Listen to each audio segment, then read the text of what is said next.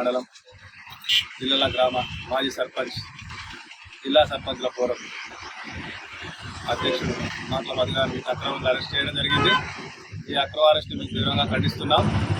ఎందుకంటే మరి కాంగ్రెస్ ప్రభుత్వం వచ్చిన తర్వాత కాంగ్రెస్ సంబంధించిన నాయకులైన మంత్రులైన ప్రజలు తిరిగే పరిస్థితి కనబడలేదు. ఈరోజు ఎక్కడికక్కడ ఇచ్చినటువంటి హామీలను నెరవేర్చాలని చెప్పి మన జిల్లా మాజీ సర్పంచ్ ఫోరం అధ్యక్షుడు మాటల మధు గారు ఎప్పటికప్పుడు స్పందిస్తూ మరి ప్రజల వెంట ఉంటూ ప్రశ్నిస్తూ ఉన్నాడు. ప్రశ్నించే గొంతుకను ఈరోజు అక్రమంగా అరెస్ట్ చేసి మరి ఏదో మంత్రులు వస్తున్నారని చెప్పి జిల్లాకు మంత్రుల పర్యటన వస్తుందని చెప్పి వారిని మంత్రుల పేరుతో నెపంతో మరి అరెస్ట్ చేయడం ఈ సందర్భంగా మేము తీవ్రంగా ఖండిస్తూ ఉన్నాం. మరి మంత్రులను పర్యటనకు వస్తున్న సందర్భంగా మరి ఇప్పుడు ఏదో మరి మాటల మధు గారు అడ్డుకుంటారు అని చెప్పి చెప్పడం ఇది సిగ్గుచేయటం. మరి మంత్రులు అడ్డుకునే పరిస్థితి రానున్న రోజుల్లో ప్రజలే అడ్డుకునేటువంటి పరిస్థితి వస్తుంది. తస్మాత్ జాగ్రత్త. ప్రజలందరూ చూస్తూ ఉన్నారు. మీరు ఇస్తున్నటువంటి హామీలు నెరవేర్చకపోతే ప్రజల్లో తిరిగేటువంటి సందర్భం కనిపిస్తలేదని చెప్పి ఈ సందర్భంగా మేము తీవ్రంగా హెచ్చరిస్తాం.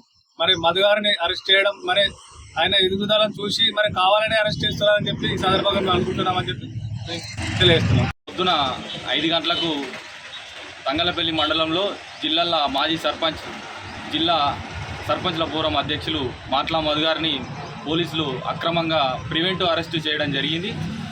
ఈ అరెస్టుకు ముందుగా తంగలపల్లి మండలం కాదు రుద్రంగిలో మంత్రుల పర్యటన అని చెప్పి మన మాటల మధు గారిని అరెస్ట్ చేయడం జరిగింది.